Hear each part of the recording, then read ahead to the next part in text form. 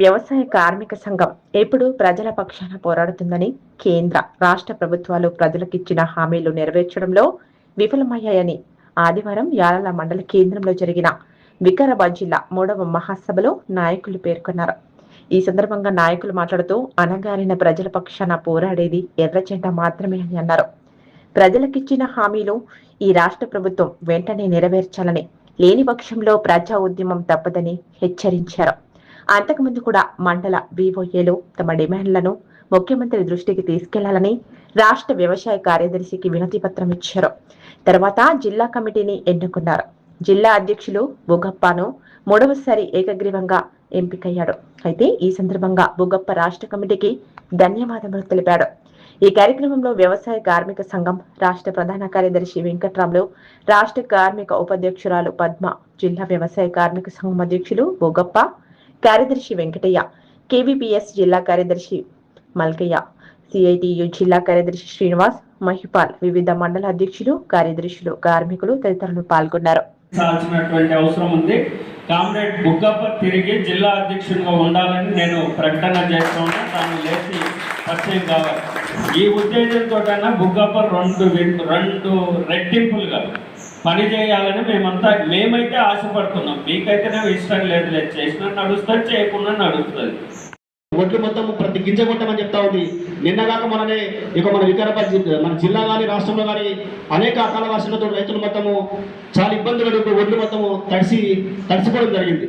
ఈరోజు ప్రభుత్వాలు మాత్రం కేవలం అధికారులు విజిట్ చేసి తనిఖీ చేసి పోవడం జరుగుతూ ఉంది. కానీ తడిసిన ఒడ్లు రైతు ఏదైతే రైతును పండించే కష్టం ఎంత అవుతుందో, ఇక పంట పండిన తర్వాత కూడా ఒడ్లు ఆరిపోయడం, కొనలేకపోతే మళ్ళీ తడిసిపోవడము, మళ్ళీ ఆరవేయడం, ఈ రకంగా రైతులు చాలా ఇబ్బంది పడుతూ ఉన్నారు. కనుక అధికారులు మాత్రం జిల్లా యంత్రాంగం కానీ ప్రభుత్వం కానీ ఏమాత్రం పట్టించుకోకుండా రైతుల పక్షాన నిర్లక్ష్యం వహిస్తూ ఉన్నారు. అదేవిధంగా ఈరోజు రాష్ట్రంలో పేదలపైన ఉపాధి కూలీకి సంబంధించిన కూడా కేంద్రంలో బీజేపీ ప్రభుత్వం అధికారంలోకి వచ్చి రామ్జీ అనే చట్టాన్ని తీసుకొచ్చి యొక్క ఉపాధి కూలీ యొక్క పొట్టగొట్టి రోజు కనీసము వాళ్ళకు వేతనం ఇవ్వకుండా నిర్లక్ష్యం వహిస్తూ రెండు ఫోటో క్యాప్చర్ పేరుతోటి దుర్మార్గం వివరిస్తూ ఉంది. రైతులకు రైతు రుణమాఫీ అన్నాడు, ఎక్కడో కొన్ని చేస్తారు, మొత్తం చేస్తున్నామని చెప్తున్నారు. అందుకని ఇలా ఇందిరమ్మ ఇల్లు కట్టిస్తామన్నారు. 120 గజాల స్థలం ఇచ్చి ప్రతి వ్యవసాయ కూలికి ఇల్లు కట్టిస్తామన్నారు. మరి ఏ ఊర్లన్నా ఇల్లు వచ్చిందా మనకి? ఎక్కడన్నా స్థలం ఇచ్చినా మనకి? ఇవ్వలేదు. అందుకని మనకి ఇల్లు కావాలన్నా, ఇంటి స్థలం కావాలన్నా, మనకు భూమి కావాలన్నా, మనకు వేతనాలు పెరగాలన్నా, మన కూలి రేట్లు పెరగాలన్నా మనం ఒకటే మార్గం, పోరాటాలు చేస్తే తప్ప అవి మనం అమలు జరగవు. మన మీద పెద్దలు చేసేటోళ్ళని మన ఓట్లు వేసుకొని అధికారంలో గద్దెల మీద కూర్చొని పెద్ద పెట్టుబడి ఇవ్వాలా మోడీ ట్రంప్కు ఆయన భజన చేస్తుండ్రు. ఇక్కడ భారతదేశంలో ఏమో అంబానీ ఆదాని వాళ్ళ ఆస్తులు పెరగటానికి వాళ్ళ భజన చేస్తుండ్రు, వాళ్ళకు ఊడిగం చేస్తుండ్రు. పెద్ద పెట్టుబడిదారులకు ఊడిగం తప్ప ఇంకోటి ఏమీ లేదు.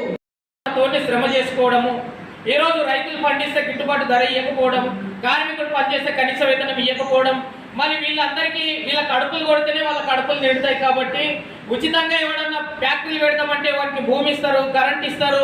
పేదల భూములు గుంజుకొని 1-2 ఎకరాలు ఉన్నటువంటి భూములు గుంజుకొని వాళ్ళకు దారదత్తం చేస్తారు. మరి పేద రైతులు అయినటువంటి వాళ్ళ నోట్లో మట్టిలు కొడతారు. మరి ఈరోజు పక్కన కొడంగల్లో గున్నతిరెడ్డి భూములు ఉన్నాయి, సీలింగ్ భూములు 1200 ఎకరాలు ఉన్నాయి. మరి 1 ఎకరా భూమి గిట్ట రేవంత్ రెడ్డి తీసుకుంటలేదు. మరి పక్కన తండల మీద వాడి, గ్రామాల మీద వాడి భూములన్నీ లాక్కుంటున్నారు. మరి వీరి పక్షాన్ని ఎవరు ప్రశ్నించాలి? ఈరోజు బీఆర్ఎస్ పార్టీ ఉన్నారు, మరి 10 ఏళ్ళు పరిపాలన చేశారు. మరి చేస్తామని అంటున్నారు. చేస్తే చాలా మంచిది, చేయడానికి అవకాశం లేదు. ఇప్పటికీ 70,000 ఇండ్లు పూర్తి కాలేదు.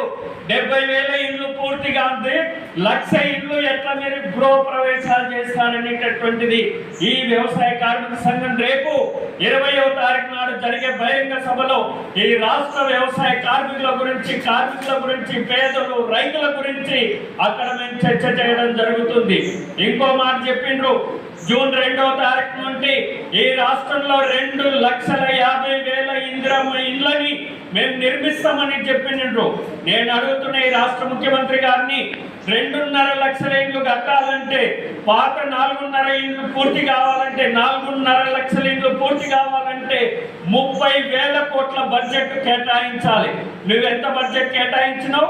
5,000 కోట్లతోటి ఈ 6.5 లక్షల ఇండ్లు ఎట్లా పూర్తవుతాయి?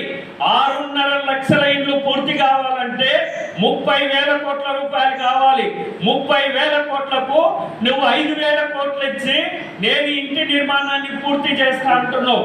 కాబట్టి ఈ రోజు ప్రజల్ని మోసం చేయకండి, ప్రజల్ని దగా చేయకండి, పేదల్ని కష్టజీవులని మోసం చేయకండి. కాబట్టి మీరందరూ కూడా నీతిగా నిజాయితీగా ప్రజల ముందు నీతిగా నిజాయితీగా చెప్పాలంటేటువంటి మేము చెప్తున్నాం. అది ప్రజల్ని మోసం చేసేటటువంటి ప్రకటనలుగా ఉన్నాయి. మేమే అడుగుతున్నాం, ఇందిరమ్మ ఇండ్లు బేషరతుగా పేదవానికి కట్టించాలి, బేషరతుగా పేదవానికి ఇండ్లు ఇవ్వాలి, కట్టించాలి. మీ తల తాకట్టు పెట్టైన ప్రభుత్వం తల తాకట్టు పెట్టైన ఇండ్లు పూర్తి చేయమని మేము అడుగుతున్నాం. ఛానల్ ని సబ్స్క్రైబ్ చేయండి. అలాగే ఇక్కడ ఉండే ఈ గంట సింబల్ ని క్లిక్ చేయండి. మేము అప్డేట్ చేసే ప్రతి వీడియో నోటిఫికేషన్స్ మీకు వచ్చేస్తాయి.